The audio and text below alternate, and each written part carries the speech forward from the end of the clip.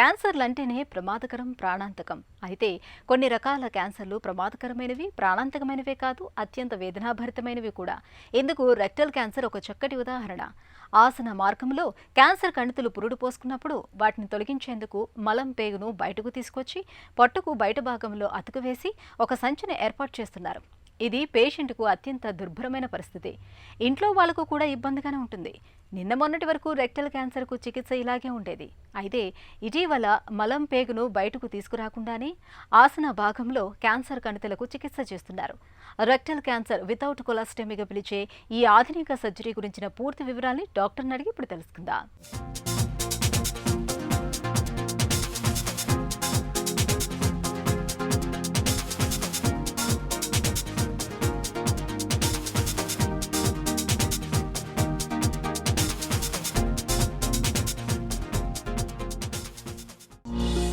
Rectal cancer ఎందుకు వస్తుంది?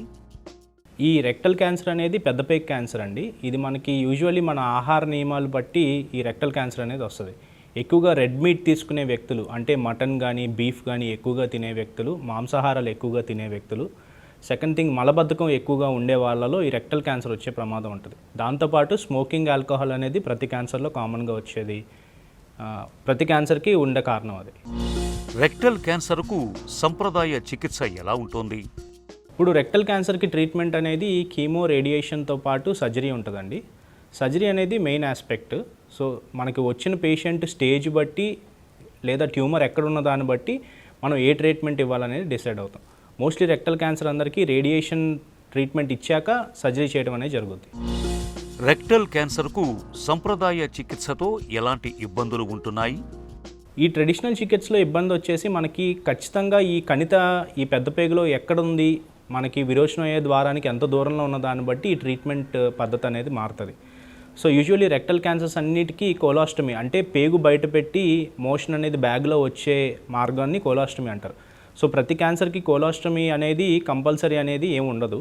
So మనకి ట్యూమర్ ఎక్కడున్నది దాన్ని బట్టి మనం ఈ కోలాస్టమీ పెట్టాలా లేదా అనేది డిసైడ్ చేస్తాం.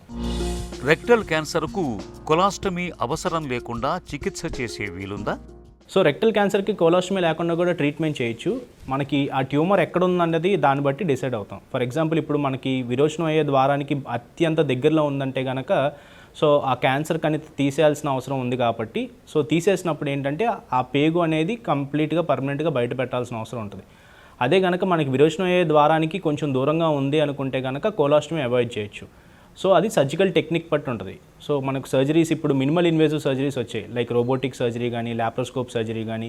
సో ఈ సర్జరీస్ వల్ల ఏంటంటే మనం ట్యూమర్కి అత్యంత దగ్గరగా రక్తస్రావం తక్కువ ఉండటం వల్ల ఏంటంటే మనకి స్టేప్లర్స్ అనేవి ఉంటాయి. సో ఈ స్టేప్లర్స్ అనేది మనం ఎంత దగ్గరగా ఫైర్ చేసుకుంటే మనం పైన తీసేసిన భాగానికి పైన ఉన్న నార్మల్ భాగాన్ని కింద విరోచనం అయ్యే ద్వారానికి కలిపే అవకాశాలు ఉంటాయి. సో ఆ ట్యూమర్ సైజ్ బట్టి, ఆ ట్యూమర్ ఎంత దూరంలో ఉందా దాన్ని బట్టి కొలాస్టమీ అవసరమా లేదా అనేది సర్జరీ అప్పుడు డిసైడ్ చేస్తాం. రెక్టల్ క్యాన్సర్ వితౌట్ కొలాస్టమీ చికిత్స తర్వాత ఎలాంటి జాగ్రత్తలు తీసుకోవాలి? వితౌట్ కొలాస్టమీ చికిత్స తర్వాత ఏంటంటే మనకు సర్జరీ అయ్యాక స్టేప్లర్స్ అనేది ఫైర్ చేయడం వల్ల ఏంటంటే పేషెంట్కి అనేది మనకి ఫీడ్స్ ఇవ్వడం అనేది కొన్ని రోజులు రెస్ట్రిక్ట్ చేస్తాం.